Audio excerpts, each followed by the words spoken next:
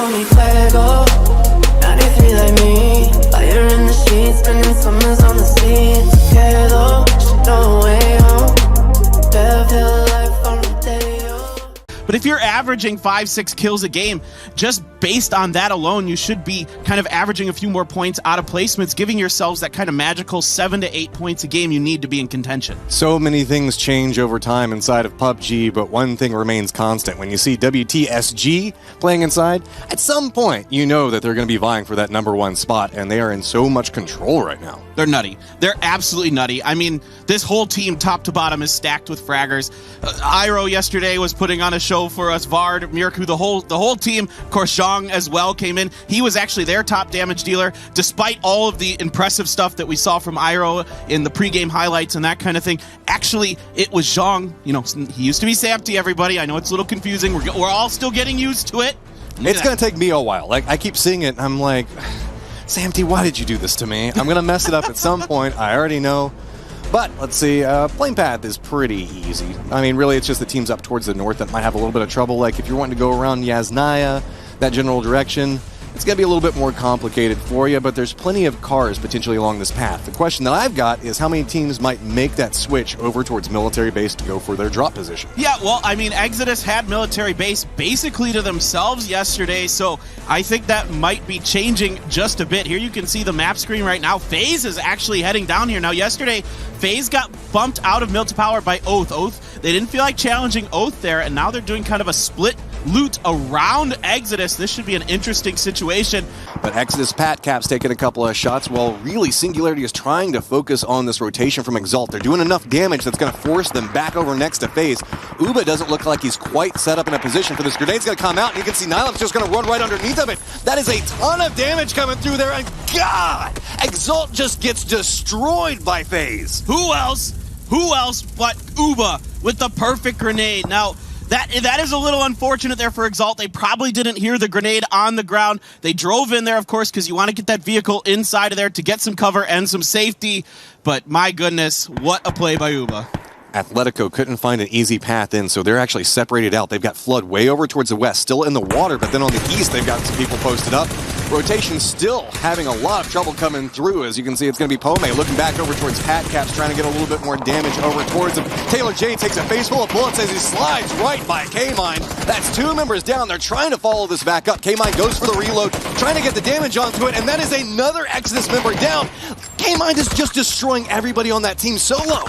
Yeah, that is 3 so far for K-Mine. Now he's taking some damage from SDK, so that's going to back him off a little bit. Patcaps trying to get it. He does get the knock onto K-Mine, so at least Patcaps is able to do that. Ooh, careful. He almost got stuck on the door there. He's going to be able to get in. I think he should be able to finish off K-Mine if no one else steals it. There is our next circle. Finally, we get one that doesn't have mostly water in it.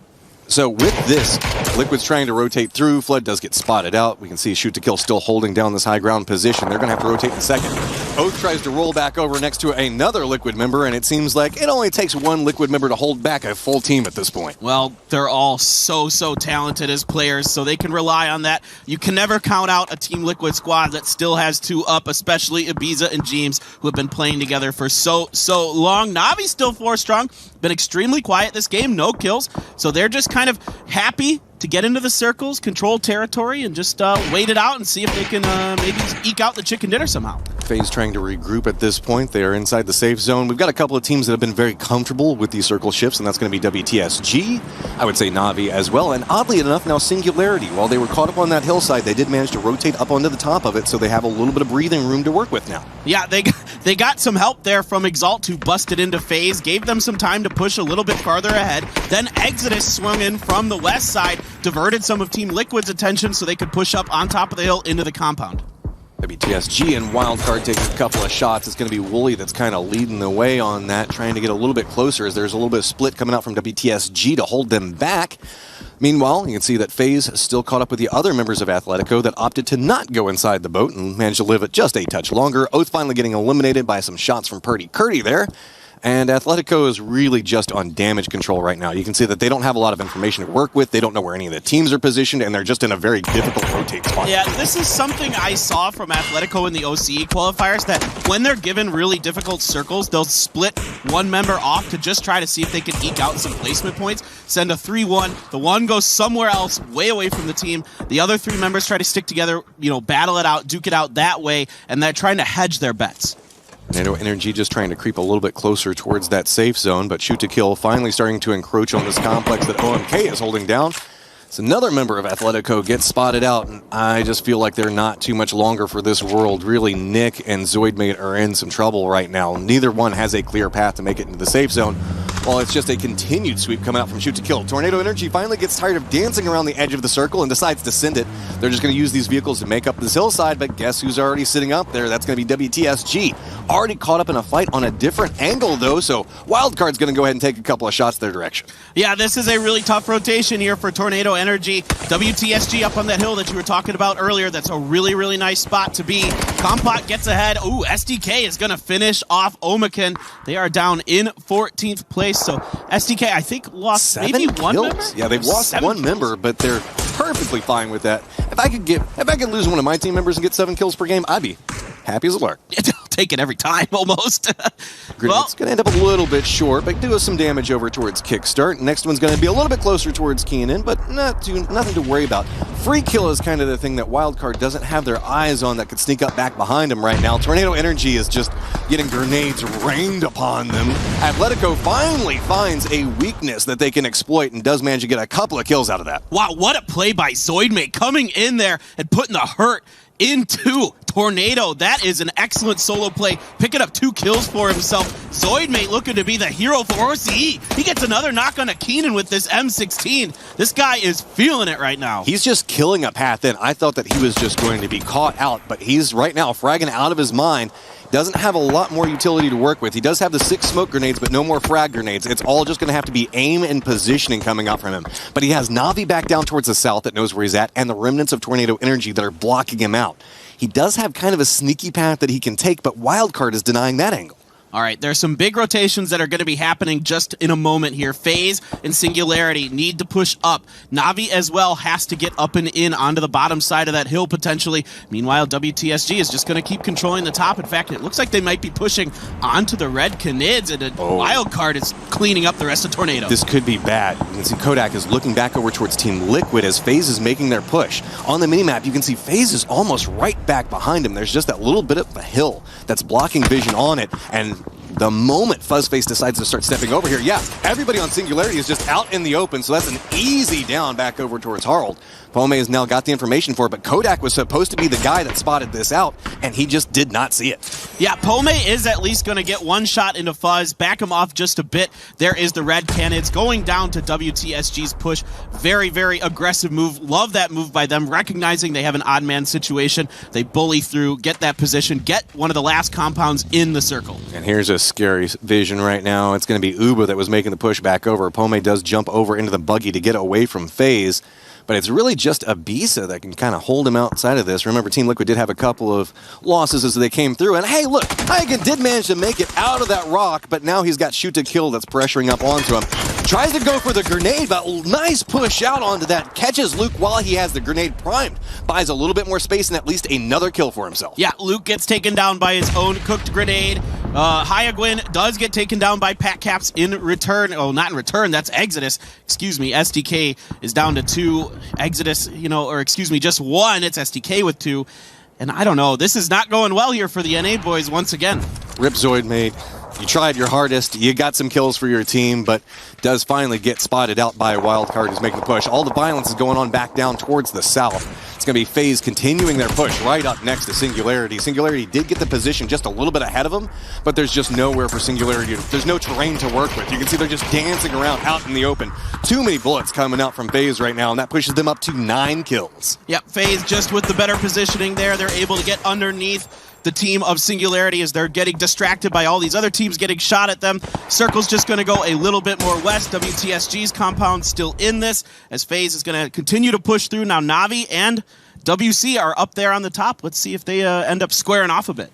Looks like a little bit of a push is coming out from Na'Vi. Shoot to kill looks like they might be also contemplating going after Pat Caps. Jeems going down is pretty problematic as Ibiza doesn't have a clean path to make it over towards him. He should be flushed out at this point. But Wildcard and Na'Vi both need to figure out how they're going to handle this fight very quickly. There's a couple of terrain pieces that are in between them, but they're kind of gatekeeping each other out of making a move towards the safe zone right now. Yeah, exactly. I expect there to be a lot of damage done to these teams as they try to push through. WTSG can just kind of farm the remnants as they come in for now. Grenade up and over from Tab. Oh. Will it be far enough? Keenan, he is going to go down, finished off by Bestalach as the other members of Na'Vi trying to push through, but there's some other fire backing them off. I like the dancing around the hillside. Wildcard had a read on it. You can see Sharpshot was in position for that. Wooly's making an abrupt push around the side of this. He's going to be their guy. He's got the AK ready.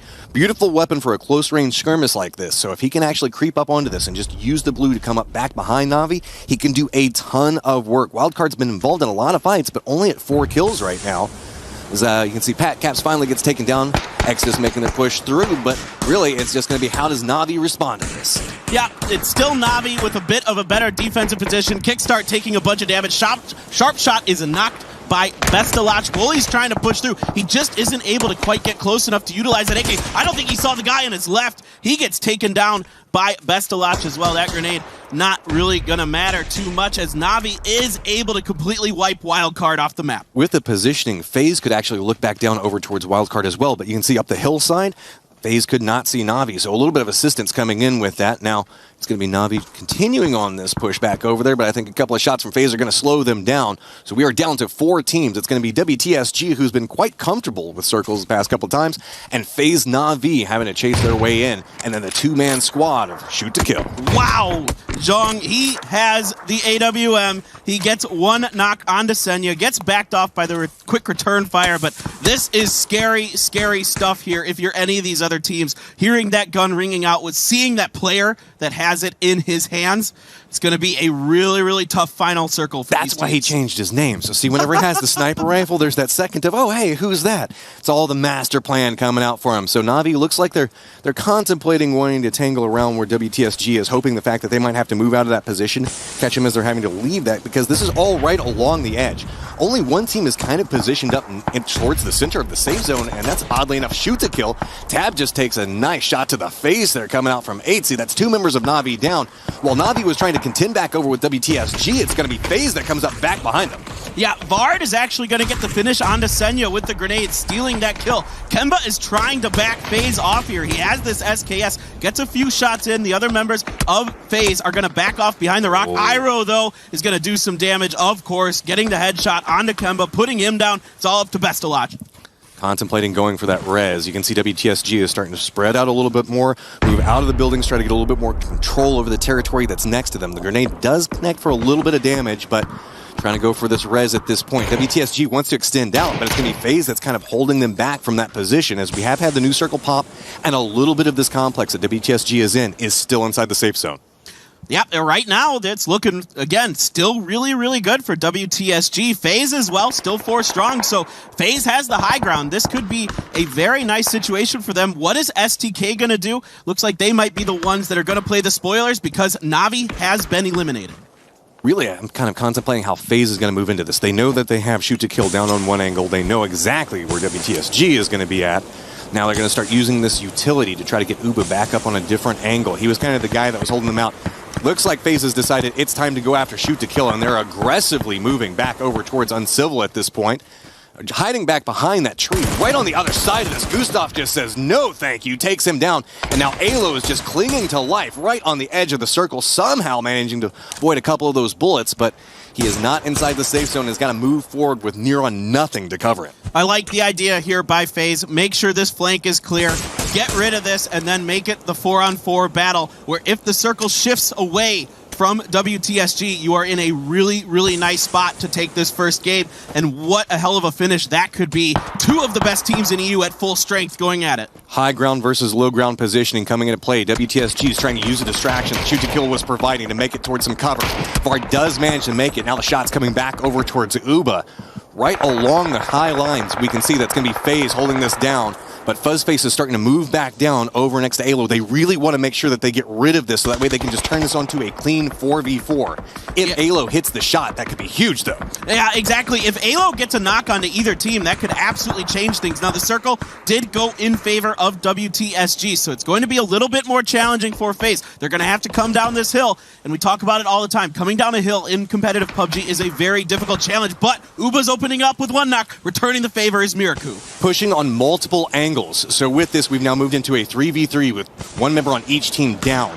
One team looks like they're throwing out the smokes, contemplating trying to go for this res, but at this point, the distraction of a secondary member not being able to be involved in any defense is very huge. Miraku's trying to make the run over towards it, gets tagged a couple of times, slows him down, and Vard's still playing that point position, trying to hold back FaZe. This is a 12-kill team versus a 7-kill team right now. They have cleaned up so much of this lobby. I tell you what, Vard is doing a fantastic job up front. Fuzzface goes down. Gustav's going down as well. 8C, the only member left standing for FaZe, trying to get some shots into Iro. Nothing connecting. He is just raining it down. As soon as WTSG finds him, he is going to just get massacred.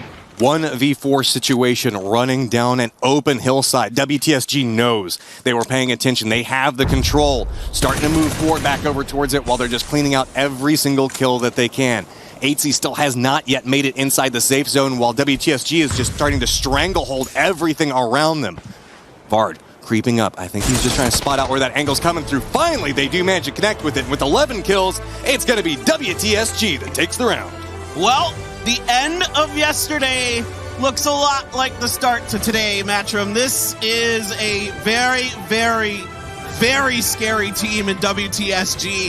When they get the circles, they know how to control it. Taking that compound from the Red Canids was a huge moment for them. See, it's all about the sunny beaches and the nice bridges. Look at how they played that. They crossed the bridge, managed to get over there very quickly. They do have themselves a lot of control along the beach. All pays off on the end. Everything showing up perfectly for WTSG. Really, they were one of the few teams that really didn't have to contend with the circle a lot. No, they didn't. And, you know, you can talk about getting the circle or whatever, but it's the micro movements that they make inside of the circle that are important to keep not only the circle in their favor, but keep the best positions in that circle. And they didn't. It wasn't like they were given them. They had to battle for it at times, and they're able to do it cleanly and effectively.